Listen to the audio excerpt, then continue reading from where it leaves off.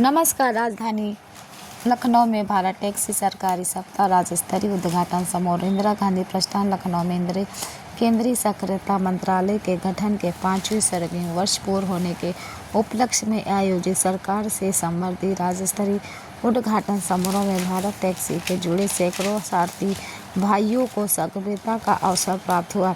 ये अवसर सारथी ही मालिक के सरकारी असाधारण समिति, जिसका उद्देश्य चालक समुदाय आर्थिक, सामाजिक, व्यावसायिक रूप में सशक्त बनाना था।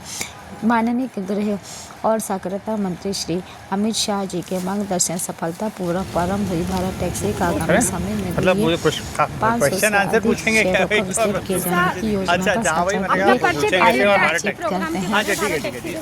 भारत टैक्सी के सीईओ मेरा नाम विवेक पांडे है। मैं भारत टैक्सी का सीईओ, चीफ ऑपरेटिंग ऑफिसर हूँ। आज भारत टैक्सी का आपने देखा होगा यहाँ पे जो सॉफ्ट लॉन्च कार्यक्रम हुआ लखनऊ में जुपिटर हॉल में, तो इससे हमें काफ़ी उम्मीद है कि भारत टैक्सी लखनऊ में भी उतनी ही तेज़ी से आगे बढ़ेगी जैसे दिल्ली, गुजरात और बाकी शहरों में आगे बढ़ रही है। भारत टैक्सी के बारे में अगर आप लोग को ना पता हो तो मैं थोड़ा सा डिटेल में जानना चाहूँगा। भारत टैक्सी एक कोऑपरेटिव संस्था है, दुनिया की पहली कोऑपरेटिव मोबिलिटी संस्था है। इसमें लगभग 7 लाख ड्राइवर, लगभग 50 लाख कस्टमर ऑलरेडी जुड़ चुके हैं। हम दिल्ली एनसीआर, गुजरात के 8 शहर, राजस्थान में जयपुर, चंडीगढ़, हरियाणा, लखनऊ, पुणे, मुंबई, काफ़ी जगह पे हम लोग लॉन्च हो चुके हैं और हर जगह हम लोग को ड्राइवर्स और कस्टमर्स का काफ़ी सपोर्ट मिल रहा है।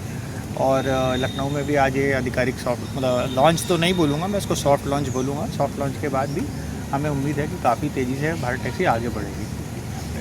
सर, इसमें कह रहे थे कि जैसे गवर्नमेंट का कितना सपोर्ट है, कितना प्राइवेट में है? देखिए, ये ना तो गवर्नमेंट है ना प्राइवेट है, ये सहकारी संस्था है। जैसे आपने अमूल का नाम सुना हो, अमूल है, मदर डेयरी है, तो ये एक मल्टी स्टेट कोऑपरेटिव सोसाइटी है। कोऑपरेटिव सोसाइटी के अलग अलग मेंबर होते हैं, जैसे अमूल, मदर डेयरी, नाबार्ड, इफ्को, क्रिप्को, जो यहाँ पे जितने भी सहकारी संस्थाएं बड़े बड़े 7-8 संस्था हमारे बोर्ड पे बैठती हैं, वो हमारे प्राइमरी मेंबर्स हैं। इसके अलावा multi state cooperative societies, PACS, तो यहाँ पे एग्रीकल्चरल सोसाइटी हैं, वो भी हमारे मेंबर हैं, क्लास 2, क्लास 3 मेंबर। और ड्राइवर भी, सबसे यूनिक बात यह है कि इसमें ड्राइवर भी मेंबर बन सकते हैं। तो लगभग 3 से 4 हज़ार सारथी ऑलरेडी भारत टैक्सी में मेंबर बन चुके हैं, मतलब शेयर खरीद चुके हैं। एक सारथी 1 से लेकर 5 शेयर के बीच में कितने भी नंबर ऑफ़ शेयर खरीद सकता है। 100 रुपये का एक शेयर होता है और मेंबरशिप उसके साथ लेनी होती है। तो ये फ़र्क है, मतलब इसमें ना तो ये कोऑपरेटिव है ना ये सरकारी है। सरकार ज़रूर हमको सपोर्ट कर रही है, मिनिस्ट्री ऑफ कॉर्पोरेशन हमको गाइडेंस देती है। माननीय गृह मंत्री अमित शाह जी भी भारत टैक्सी का रेगुलर रिव्यू लेते हैं, तो उनका विज़न, मार्गदर्शन ज़रूर है इसमें। सरकार जहाँ जहाँ हो सकता है वहाँ पे, जैसे ये पीएम-जय योजना हो गई, मुद्रा योजना हो गई, जिस तरीके की योजनाओं से हमको सपोर्ट मिल सकता है वैसा ज़रूर है सरकार का सपोर्ट। बट अगर सरकार को इसमें इन्वेस्टमेंट नहीं है, सरकार मतलब इसमें इन्वेस्टमेंट कोऑपरेटिव सोसाइटीज़ का ही। इसमें मतलब ड्राइवर की फुल सिक्योरिटी है कि उसका पैसा कहीं मतलब मरेगा नहीं, रिफंड, मतलब वो पैसा मेहनताना तुरंत तो उसको। हाँ, तो देखिए, इसमें क्या है, पैसा मरने या पैसा अटकने की कोई बात ही नहीं है, क्योंकि हम लोग इसको बोलते हैं D2D, direct to driver payment. तो हमारा, जैसे आप मान लीजिए भारत टैक्सी की राइड लेते हैं मेरे साथ, तो जब राइड ख़त्म होगी तो जो 200 रुपये आपका किराया बनेगा, आप सीधे मेरे अकाउंट में डालेंगे। सर, जैसे हम भारतीय अर्थव्यवस्था की बात करें, हाँ, तो जैसे ओला, उबेर, ये सब बाहर पैसा जाता है, तो इसका सर भारतीय अर्थव्यवस्था पर क्या प्रभाव पड़ेगा? देखिए, ये भारत टैक्सी जो है ये अपनी हिंदुस्तान की कंपनी है। इसमें जो देखिए, हर जगह आप चाहे ओला, उबर, रैपिडो, जितनी भी बाहर की कंपनियां देख लें, उसमें सर्विस देने वाला भी भारतीय है, सर्विस लेने वाला भी भारतीय है। बीच में ज़रूर लोग बैठे हैं, प्लेटफॉर्म बैठे हैं जो बड़ा बड़ा कमीशन ले जाते हैं, सिर्फ टेक प्रोवाइड करने और ड्राइवर और कस्टमर जोड़ने के लिए, जो कि हमारे हिसाब से जायज़ नहीं है।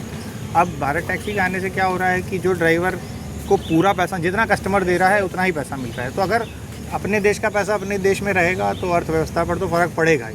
अगर आप, गृह मंत्री जी का अपना उद्घाटन था, गुजरात का आधिकारिक लॉन्च हुआ था अभी पिछले सैटरडे को ही, तो उन्होंने भी एक बात बड़ी क्लियर बोली कि देखिए, भारत टैक्सी ना कहीं जा रही है, ना रुक रही है, ना थक रही है, ना कहीं भाग रही है। तो भारत टैक्सी जहाँ है वहीं डटी रहेगी।